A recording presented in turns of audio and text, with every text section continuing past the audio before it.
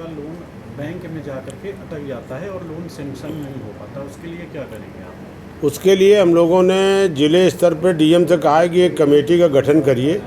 तो हर जगह सीडीओ की अध्यक्षता में एक कमेटी बनी है, जो एलडीएम वगैरह होंगे, बैंक के अधिकारी, अगर इस तरह की शिकायतें मिलती हैं, लोग आते हैं, मैं कहूँगा भी आपके माध्यम से कि ये मैसेज जाना चाहिए कि अगर कोई भी लाभार्थी बैंक से परेशान है तो वो सीधे जिला अधिकारी को संपर्क करे, हमारे जिला उद्योग अधिकारी को संपर्क करे और अपनी लिखित शिकायत देगा। तो निश्चित तौर पर अगर वो पात्र है और योजना का लाभ पा सकता है तो उसको वंचित नहीं किया जाएगा। बैंकों के ऊपर पूरी तरीके से कहा गया है। पूरे प्रदेश में माननीय मुख्यमंत्री योगी आदित्यनाथ जी ने, वित्त मंत्री सुरेश खन्ना ने, प्रमुख सचिव वित्त दीपक कुमार जी, सारे लोगों ने कई बार प्रदेश स्तर पर इसकी समीक्षा भी की और लगातार समीक्षा हो रही है।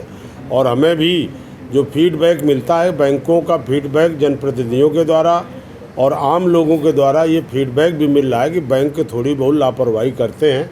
धीरे धीरे सुधार होगा, क्योंकि बैंक की जिम्मेवारी नहीं है। जब सरकार ने गारंटी ली है, लोन की गारंटी ली है कि आप 5 लाख दीजिए, उसकी गारंटी सरकार ले रही है, ब्याज की गारंटी ले रही है। 50,000 रुपये लाभार्थी को सीधे सरकार उसके खाते पे आरटीजीएस कर रही है। तो बैंक को घबराने की ज़रूरत थोड़ी है। तो जो मानक है, नियम है, रोज़गार से जुड़ना चाहते हैं तो ऐसे लोगों को लोन दिया जाना चाहिए। और इस पर प्रयास है और निर्देश है सारे प्रदेश के जिला अधिकारियों को, सरकार के सख्त निर्देश हैं। आइए मंत्री जी, आइए निर्देश है कि पूरी कार्रवाई हुई। आइए मंत्री जी, आप उधर का बांदा में कताई मिल है, कताई मिल का भी आवंटन शायद हो रहा है, जो प्लाट बना के दिए जा रहे हैं। तो उसमें क्या है कि बिना कोई विज्ञापन के, बिना किसी प्रक्रिया के, आ जाओ आप, आ जाओ, वो कुर्सी आ जाओ। बांदा के कई लोगों को 40-40 एकड़ तक आवंटन हो गया था कताई मिल। कताई मिल, बांदा की जो कताई मिल है वो औद्योगिक पार्क के लिए है। वो तो जगह सब निश्चित हो गई, यूपी सीडा। विज्ञापन निकलना चाहिए और सबको निकलना चाहिए, कुछ नहीं निकला। कई लोगों को यहाँ पर अलर्ट हो गए, फिर बाद में बड़ा विरोध हुआ बांदा में।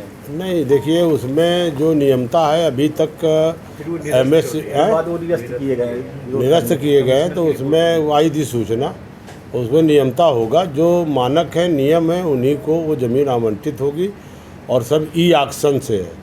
कोई ऐसा नहीं कि हम चाहें तो कर दें किसी को।